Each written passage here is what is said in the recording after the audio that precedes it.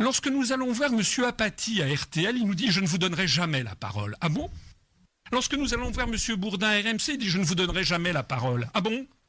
Lorsque nous allons voir à France 3 à Bordeaux, il nous dit « Nous ne vous donnerons jamais la parole ». Ah bon? Mais ils se prennent pour qui, ces gens-là?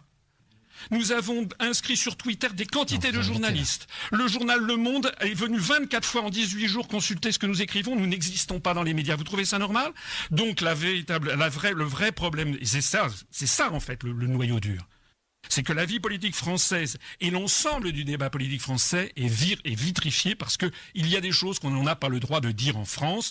Par exemple, que l'on peut sortir de la construction européenne, qu'il y a un article 50 qui le prévoit. Par exemple, que ce sont les États-Unis d'Amérique qui ont piloté la construction européenne.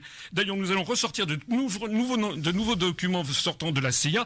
Par exemple, et on le voit d'ailleurs quotidiennement, que l'ensemble de la France et désormais l'ensemble des pays d'Europe sont désormais vassalisés par les États-Unis d'Amérique, que tout ceci mène à une explosion générale sur l'ensemble du continent européen. Aujourd'hui même, on apprend que ça a dépassé les 27,2% de taux de chômage en Grèce. Il y a 60% des moins de 24 ans qui sont au chômage en Grèce.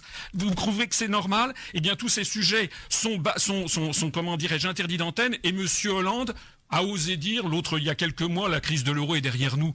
C'est de ça qu'il s'agit. Le vrai problème de la société française, c'est la tromperie universelle sur tous ces sujets. Franck Marguin, je vous laisse réagir sur l'intervention d'Ahmed et ensuite Jérôme. Oui, sur l'intervention, parce que, bon, monsieur, d'abord, vous êtes invité, donc ne vous plaignez pas de ne pas être invité. Au moins, je suis invité sur Beurre FM, oui. Donc, et nous sommes sur Beurre FM, donc ça, c'est très bien. Moi, ce que je voudrais dire sur l'intervention d'Ahmed, et je voudrais quand même rappeler qu'un hémicycle qui débat, un hémicycle qui s'engueule, un hémicycle où il y a une vie politique, c'est un hémicycle qui est un hémicycle de démocratie. C'est quand même dans les dictatures où on voit que les hémicycles sont rangés, tous en uniforme, personne ne dit rien, on vote selon ce que le parti a décidé. Donc, réjouissons-nous, et dites-le à Ahmed, réjouissons-nous qu'à l'hémicycle, que dans la démocratie, la représentation du peuple, les gens puissent s'invectiver très lourdement, parce que l'affaire est très grave, l'affaire est très lourde, et donc il faut qu'ils débattent lourdement, voire même qu'ils aient des mots forts, parce que je pense que l'affaire est forte. D'ailleurs, même, j'observe encore une fois dans ce débat ici, à chaque fois, vos interlocuteurs ici, à chaque fois, de botte en touche.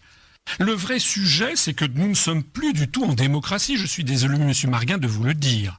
Ce n'est pas parce que des gens s'engueulent dans un hémicycle que nous sommes en démocratie. Ce n'est pas non plus. Non. Ce n'est pas non plus parce qu'il y a plusieurs partis politiques. Et Doublenel parle de démocratie de basse intensité. Ce n'est pas parce qu'il y a plusieurs partis politiques que nous sommes en démocratie. Il y avait 3 partis politiques en Allemagne de l'Est. Il y en avait 3 dans la Tunisie de Ben Ali. Il y en a 9 actuellement en République populaire de Chine. Il y en avait 3 sous la Pologne communiste. Donc ce n'est pas le pluripartisme. La question, laissez-moi parler.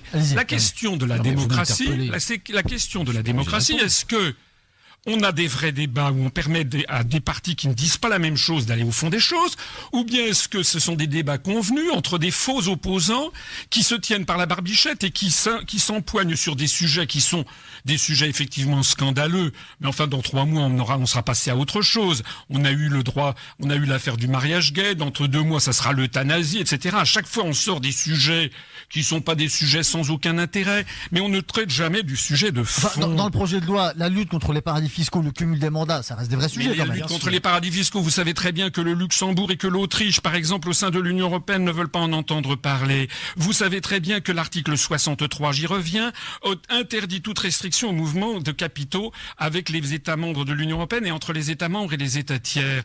Et puis, je voudrais quand même insister sur la démocratie. Vous avez entendu cette déclaration de M. Helmut Kohl, là, hier, qui a dit « Je n'ai pas soumis l'euro à référendum en Allemagne, car il va de soi que je l'aurais perdu, je me suis comporté comme un dictateur. » Vous vous rappelez la déclaration de M. Sarkozy qui avait dit qu'il fallait pas faire de référendum parce que naturellement ce serait perdu. Vous vous rappelez la déclaration de M. Padoa-Schioppa qui était ministre des Finances italien en 2008 qui a dit l'Europe ne procède pas d'un mouvement démocratique, elle s'est faite selon ce que j'appellerais du despotisme éclairé. Est-ce que vous savez qu'actuellement, par exemple, le référendum de 2005 où 55% des Français, dont moi, avons voté non, il a été piétiné C'est pas un outrage à la République, ça? Monsieur Hollande nous dit que c'est un outrage à la République, le mensonge de Cahuzac. Mais qu'est-ce qu'il dit du traité de Lisbonne, qu'il a contribué à faire voter avec monsieur Sarkozy contre 55% des Français?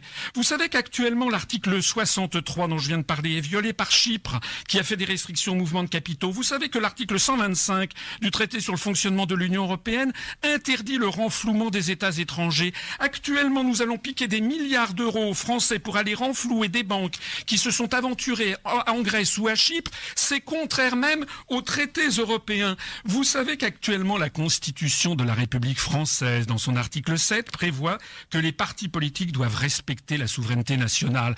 Dans ce cas, je suis désolé, je m'arrêterai là. Je suis désolé de le dire, mais l'UMP, le Parti socialiste, qui ont appelé à voter oui à la Constitution européenne et qui ensuite ont imposé le traité de Lisbonne, sont des partis inconstitutionnels au regard de l'article que je viens de citer.